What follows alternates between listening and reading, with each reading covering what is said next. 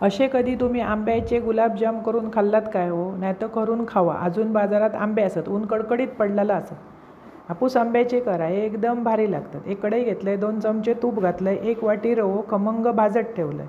नंतर एक हापूस आंबो घेतलं, त्याचं पल्प काढून मिक्सराक लावून घेतलं. खमंग भाजलेल्या रव्यात तो पल्प घातलं. नंतर 2 चमचे तूप सोडायचा, व्यवस्थित सगळा मिक्स करायचा, वाफ काढायची. रवो मस्त शिजान येऊ म्हणजे गुलाबजाम भारी हलके हलके होतात. तसे करून बघा. व्यवस्थित रवो शिजलो की तो थंड करीत ठेवायचा. नंतर एक दुसरी कढई घेतलं, त्याच्यात 1.5 वाटी साखर, 1 वाटी पाणी, वेलची पावडर आणि जरा केशर घातलं आणि 1 तारी पाक करूक ठेवलं. तोपर्यंत रवो थंड झालो, त्याच्यात 2 पाकिटा एव्हरीडेची मिल्क पावडर घातलं. मिल्क पावडर घातलास की गुलाबजामाक चव भारी येतं. मस्त सगळा मिळून घ्यायचा.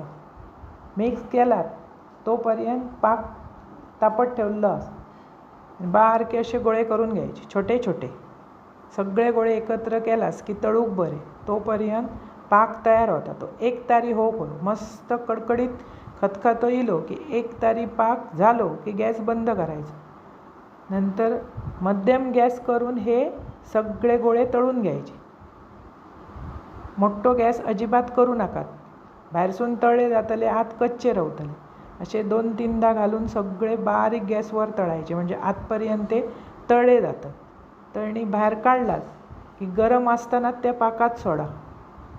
एकदम भारी आंब्याचे गुलाबजाम लागतात. मस्त मुराक द्यायचे.